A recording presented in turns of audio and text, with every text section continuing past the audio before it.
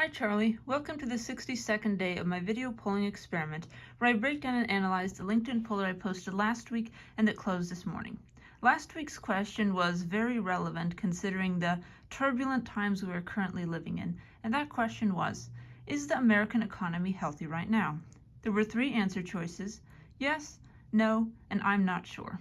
I wanted to see if, considering all of the not so great news that has come out about the economy, about unemployment, about the stock market, about the skyrocketing prices of eggs, if there were still any optimists out there who thought that the American economy, yes, is going through a rough patch, but is overall going to get back on its feet in no time.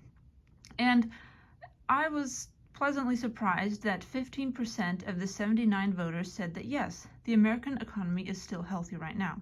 71% of the 79 voters, however, said that no, the American economy is not healthy right now, and 14% of the voters were honest enough to admit that they weren't sure. Now, I admit I was one of those voters who said the American economy doesn't seem to be particularly healthy right now.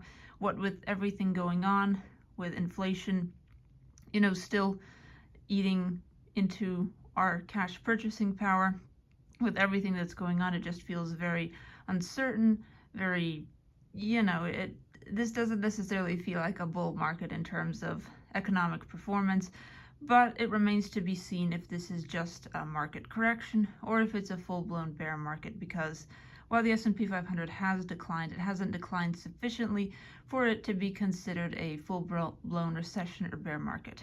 So anyway, onto some statistics about how the economy is doing right now. The Consumer Price Index, or the CPI, which measures inflation, rose 0.2% in February of 2025. In January 2025, CPI rose by 0.5%, so that seems to be a month-to-month improvement. From 2024 to 2025, headline CPI rose 2.8%. Prices of shelter, that is the largest component of CPI, rose by 4.2% annually. That means that your mortgage payment, your rent payment probably rose at least a little bit. If you're on a fixed rate mortgage, I guess that didn't happen, but if you're getting, for instance, a new house, your monthly payment is probably going to be a bit higher than it would have been last year. Consumer credit, such as student loans, auto loans, and credit card debt, reached a record $5 trillion in January of 2025. Now, I don't know about you, but a household with too much debt is probably not doing too well financially, so it stands to reason that an economy with an excessive amount of debt is probably not doing all that well either. 27.4% of U.S. households expect their financial situation to worsen this year. Now, this is definitely not an encouraging metric, because most people, even if they're not doing so great financially, will at least claim that they think their financial situation will improve by the end of the year. So that nearly 1/3 of U.S. households are basically saying, yeah, we kind of expect that things are not going to be as good in a year as they are now, is a bit concerning and quite pessimistic. Now, to top this off, I would like to talk about a few food price increases from 2024 to 2025, some of which have made headlines repeatedly.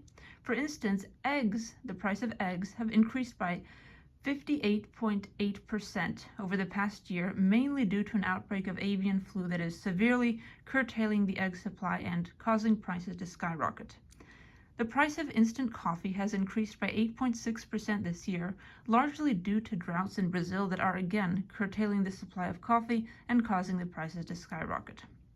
As for candy, the price of candy has increased by about 4% this year, and this is largely due to a worldwide cacao shortage.